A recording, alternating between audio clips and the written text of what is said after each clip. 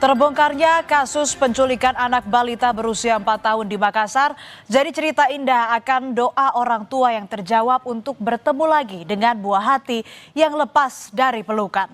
Akan tetapi kisah balita di Makassar hanya satu dari sekian banyak kasus penculikan yang beruntung karena berhasil ditemukan. Masih banyak keluarga yang harus bersabar menahan duka menanti sang buah hati yang tak kunjung ada kabar. Salah satunya keluarga dari Alvaro Kiano Nugroho, bocah berusia 6 tahun yang diduga menjadi korban penculikan di Pesanggerahan, Jakarta Selatan. 8 bulan tak ada kabar, kini keluarga menanti Alvaro kembali ke pelukan. Inilah Alvaro Kiano Nugroho, bocah berusia 6 tahun yang dilaporkan hilang tanpa jejak sejak Maret 2025. Sudah 8 bulan berlalu, belum ada kabar apapun saudara yang diterima keluarga mengenai keberadaan Alvaro. Sehari-hari Alvaro hanya tinggal bersama sang kakek dan neneknya di kawasan Bintaro, Pesanggerahan, Jakarta Selatan. Lantaran sang ayah kini tengah menjalani hukuman di Lapas Cipinang. Sementara ibunya adalah pekerja migran di luar negeri.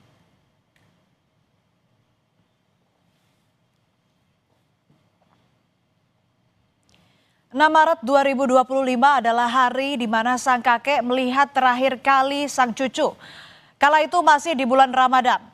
Alvaro seperti bocah-bocah sebayanya pergi ke masjid untuk berbuka puasa dan sholat maghrib. Tak ada yang curiga dengan kepergian Alvaro ini lantaran Alvaro memang kerap ke masjid kala waktu sholat tiba. Hingga akhirnya pada malam hari, Alvaro yang tak kunjung pulang membuat seisi rumah cemas dan mencari keberadaan Alvaro. Di tengah pencarian ini, sang kakek mendengar jika ada pria misterius yang mengaku sebagai ayah Alvaro dan mengajak sang cucu pergi. Di masjid itu pas jam 5 itu menanyakan, ditanya sama marbot, itu ditanya, "Pak, nyari siapa?" "Saya nyari anak saya," gitu. "Saya bapaknya," dia bilang kan gitu. Nah, "Ini anak saya," dibilang itu berarti kan bapaknya ya. Nah udah begitu, marbot itu nggak memperhatikan orang yang datang itu, hanya menunjukkan bahwa anak itu main di atas di lantai 2, gitu kan. Nah setelah itu nggak tahu lagi. Nah tahunya marbot nanya gitu, kita juga dikasih tahu sama marbot itu setelah 2 hari kemudian baru dikasih tahu. Hilangnya Alvaro membuat keluarga tak tinggal diam begitu saja. Malam itu juga sang kakek bergegas melapor ke Polsek Pesanggerahan. Namun karena belum 24 jam, laporan sang kakek baru resmi dibuat pada keesokan harinya. Di tengah pencarian ini pihak keluarga kembali diuji dengan munculnya penipu yang mengaku mengetahui lokasi Alvaro. Bukannya memberi titik terang, para penipu ini justru memanfaatkan situasi untuk meminta uang sebagai imbalan. Dari kampung ke kampung, dari RT ke RT, RW ke RW, itu kita sudah telusurin yang terdekat. Ada petunjuk di sana kita telusurin, ada petunjuk di sana kita telusurin.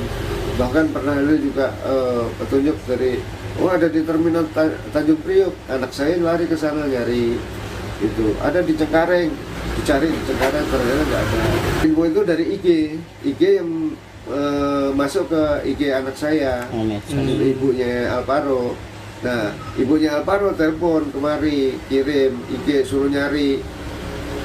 Kita nyari seperti ini kan susah. Minimnya petunjuk karena tidak adanya CCTV di sekitar lokasi tempat Alvaro hilang membuat pencarian Alvaro terkendala. Meski demikian, polisi tetap menyelidiki keberadaan Alvaro. Bahkan area pencarian Alvaro diperluas hingga ke Cilegon dan Batam. Lebih dari 8 bulan berlalu sejak Alvaro Kiano dilaporkan hilang.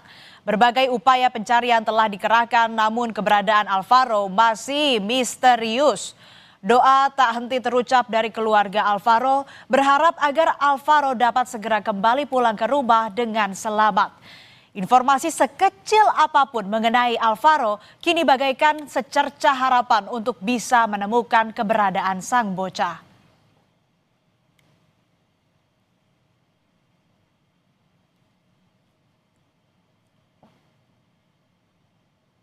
Di Madiun, Jawa Timur, seorang ibu juga tengah mencari keberadaan buah hatinya yang hilang. Renanda Maharani Karisma Wardana, gadis berusia 20 tahun, warga Jalan Tawang Krida, Kota Madiun, Jawa Timur, sudah sepekan hilang tanpa kabar. Sebelum hilang, saudara, Risma sempat pamit untuk pergi mengaji. Namun setelah itu, Risma hilang tanpa jejak. Linda Purwati, seorang guru PAUD di Madiun, Jawa Timur ini tak menyangka jika putri sematawayangnya bakal menghilang begitu saja. Pada 3 November, Risma hanya berpamitan pada sang ibu untuk pergi mengaji dan akan mampir untuk berbelanja membeli sabun. Saat itu Linda sempat berpesan ke Risma untuk menyusulnya ke posyandu. Akan tetapi hingga pukul 12 siang, Risma tak kunjung datang dan tidak berada di rumah ataupun di tempat mengaji. Setengah 9 tuh dia pamit sama saya untuk ngaji. Setelah ngaji dia mau beli sabun di Samudra karena sabunnya habis. Tapi saya tunggu sampai jam 11, ternyata anaknya belum datang juga. Sampai jam 12 saya tunggu, ternyata anaknya belum datang. Kedua orang tua Risma telah melapor ke Polsek Kartoharjo. Polisi telah menyebar informasi ke masyarakat seperti foto dan identitas tentang Risma. Selama sepekan, orang tua Risma juga sudah berkeliling ke berbagai tempat termasuk ke rumah kerabat untuk mencari keberadaan Risma. Risma selama ini dikenal pendiam dan taat pada orang tua. Jika bepergian, ia selalu berpamitan. Hanya saja Risma memiliki riwayat depresi karena gagal masuk fakultas kedokteran. Doa orang tua Risma akhirnya terjawab. Setelah sepekan lebih hilang, sang putri akhirnya berhasil ditemukan pada Rabu malam di Semarang, Jawa Tengah dalam kondisi selamat. Mendengar kabar sang putri ditemukan, sang ibu langsung datang menjemput Risma untuk melepas rindu setelah sepekan lebih berpisah dengan sang buah hati. Dan bersyukur kepada Allah karena dengan limpahan rahmatnya kami masih diperkenalkan bertemu dengan putri kami, dan kami juga mengucapkan terima kasih kepada pihak-pihak yang membantu kepulangan putri kami. Saat ditemukan, Risma berada di sebuah rumah penampungan di Ungaran, Semarang. Polisi masih menyelidiki mengenai kronologi bagaimana Risma bisa sampai ke Semarang. Namun karena kondisi Risma yang belum stabil, pemeriksaan ditunda sampai menunggu pemulihan psikologis Risma.